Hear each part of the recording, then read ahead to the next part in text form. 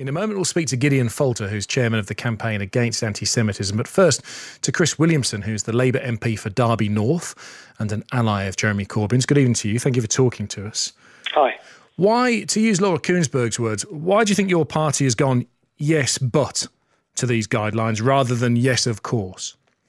Well, it's not a question of yes, but. I mean, I think it's important to take account of the fact that the author of the IHRA examples, Kenneth Stern, has said that they have a chilling effect on freedom of speech.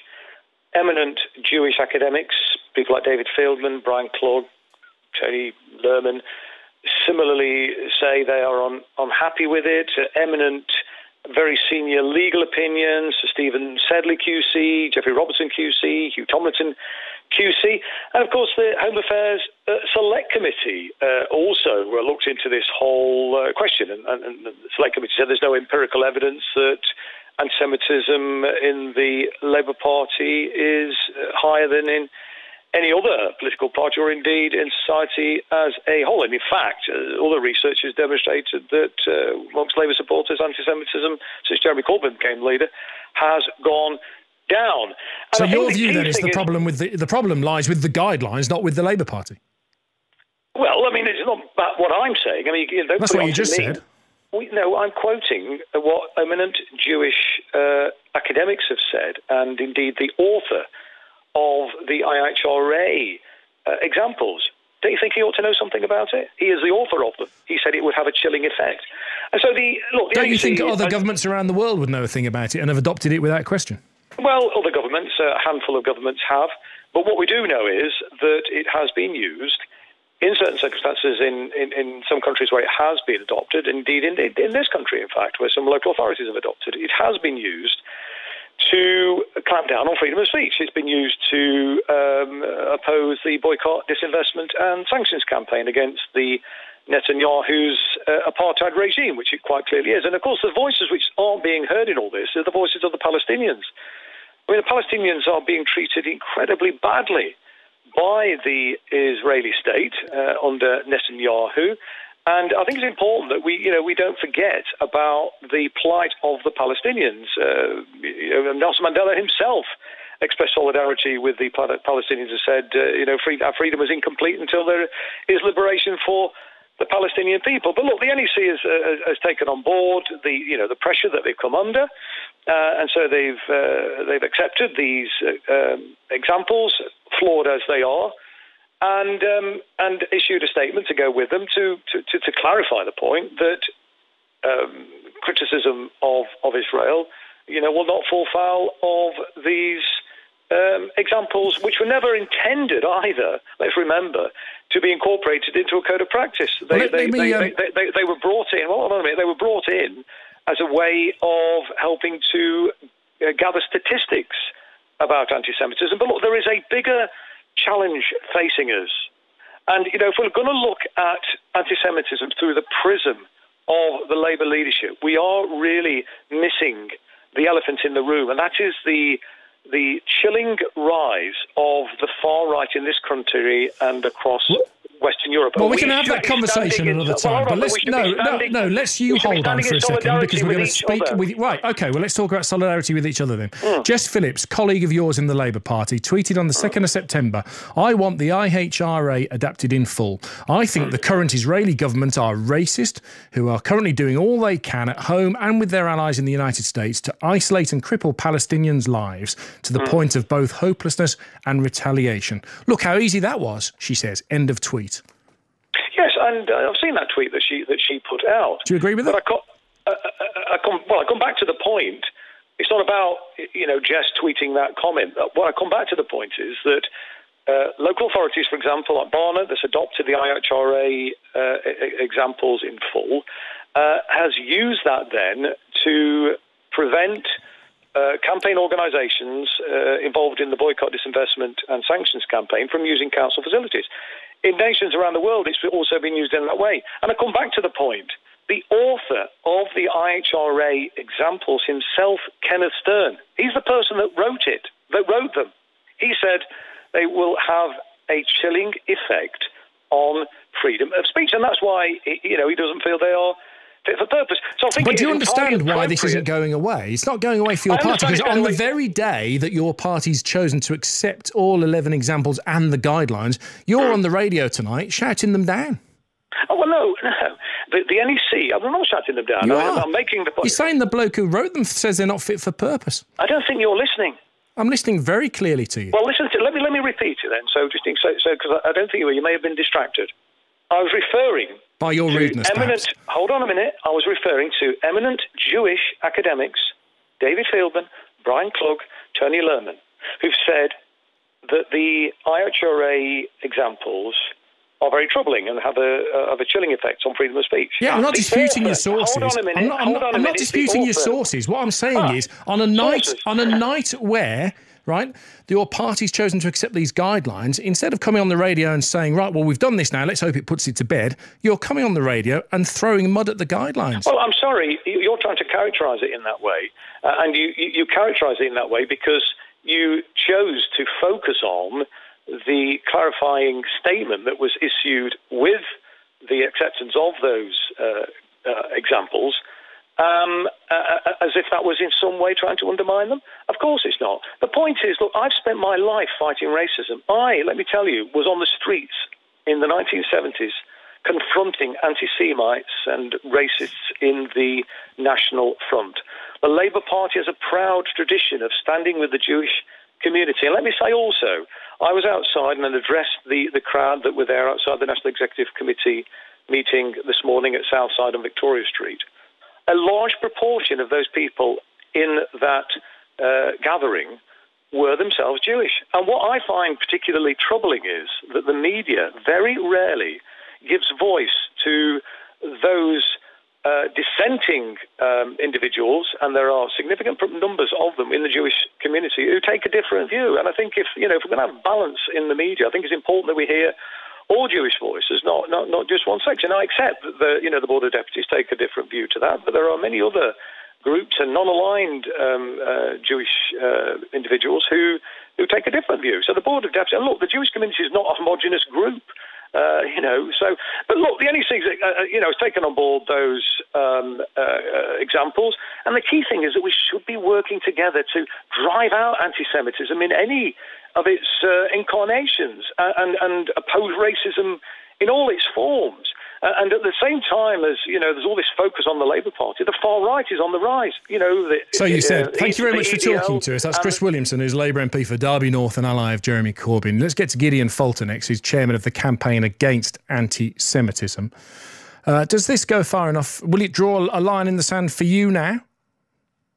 Well, it's very much the beginning of the fight. And actually, Chris Williamson's diatribe just then is actually a very good example of that. Because, for example, Chris Williamson has just really iterated a number of lies, one of which is that the author of the definition thinks that it's unfit for purpose. The person he's quoting there is one of 9 academics who helped write it and said that it should be adopted by governments and used widely.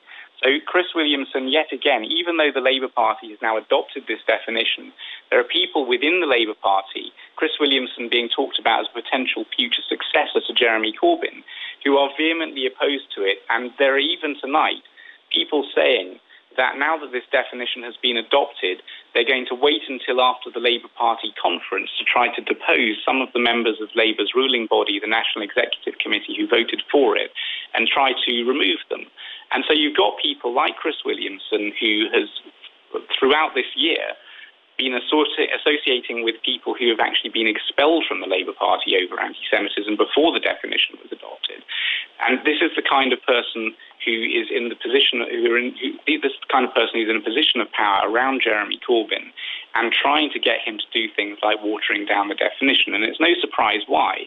The reason is that many of Chris Williamson's allies, Jeremy Corbyn's allies, fall foul of this definition, not because of something to do with the Palestinians, but because of vile anti-Semitic statements they've made. And your correspondent earlier mentioned this dossier of anti-Semitic hate crime confirmed by a very senior former Metropolitan Police officer, which the Labour Party has actually been keeping secret from the police. And just to quote you 2 sentences from that dossier, "We shall rid the Jews who are a cancer on us all."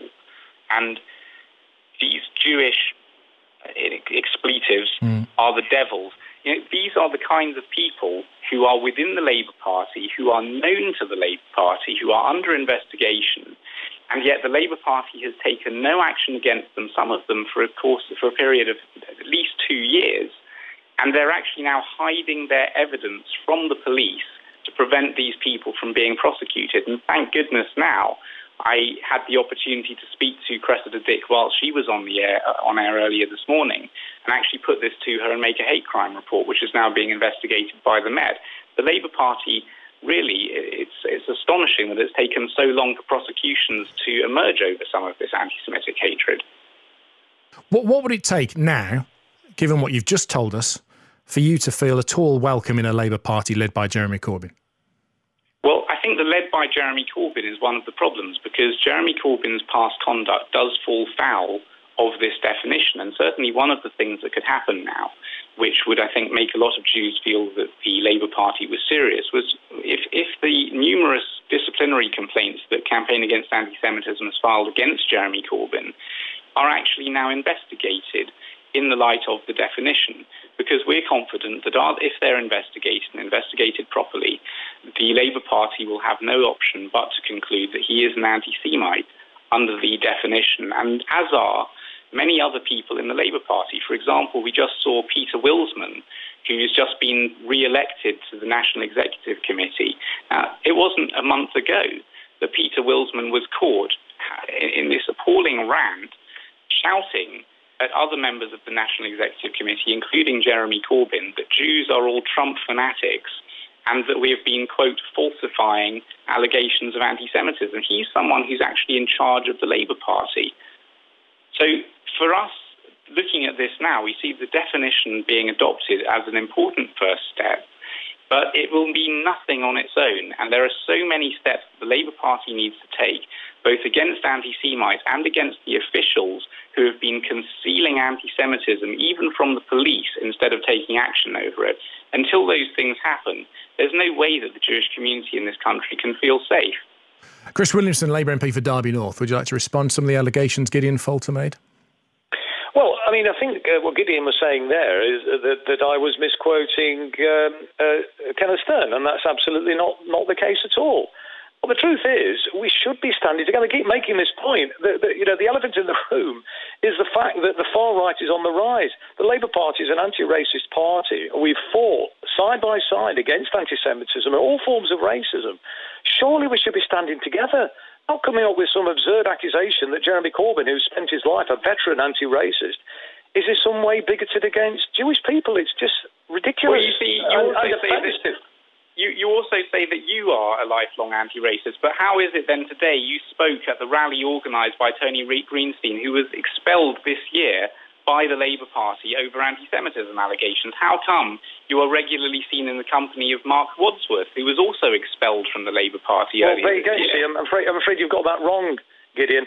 Neither of those individuals were expelled for Yes, they were, you see.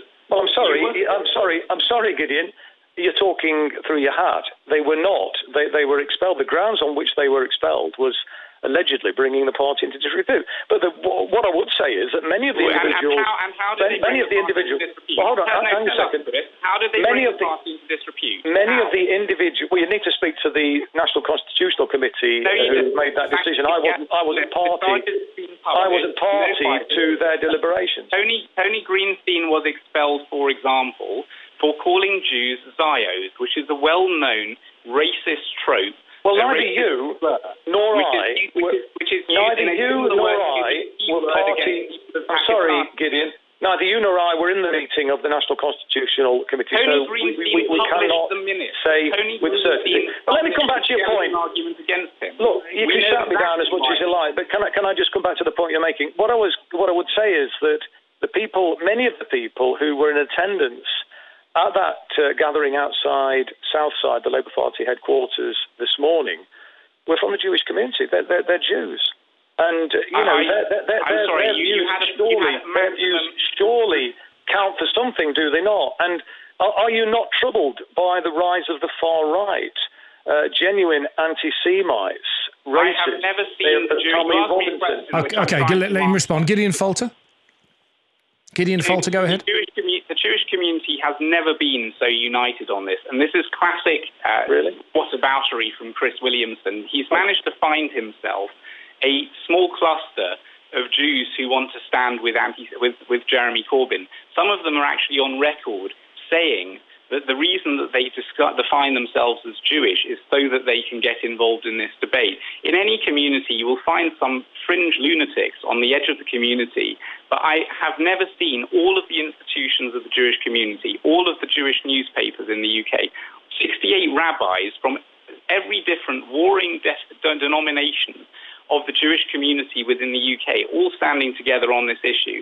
And then you have Chris Williamson trying to pretend that just because there's anti-Semitism on the far right means that the Labour Party should get some kind of a free pass. The fact is... I'm not talking about the free pass. What I'm talking about is... sorry, Chris Williamson, you've had a lot of time now. The reason that the Labour Party is in this problem is because they are 2 years behind the government in adopting this definition, which they have fought tooth and nail not to adopt. It's been adopted by the Crown Prosecution Service, it's been adopted by the College of Policing, it's even been adopted by organisations traditionally aligned with Labour, like the National Union of Students. And each one of those managed to adopt the definition without caveats, without side letters, without addenda. And unfortunately, the Labour Party has been drawn to this point with a gun against its head because tomorrow there will be a meeting of the Parliamentary Labour Party, all of Labour's MPs. And we know from the last meeting of that kind that all but 4 of Labour's MPs wanted to adopt this definition. And had they not adopted it today at the National Executive Committee, they would have faced a rebellion from their own MPs. And we've already seen Frank Field, for example, who feels that the Labour Party has become such an anti-Semitic institution and so unlike the ferociously anti-racist party that he joined, that he's actually had to resign the whip. And I think people like Chris Williamson should be appalled at what they have done to the Labour Party. Chris Williamson, the final 30 seconds to you. Well, what I would say is that I want to fight anti-Semitism. I want to stand against with people, like-minded people, including Gideon. I would hope that he would come round and actually work together to fight genuine racism and anti-Semitism and not this, end this obsession with the Labour Party and actually face the real threat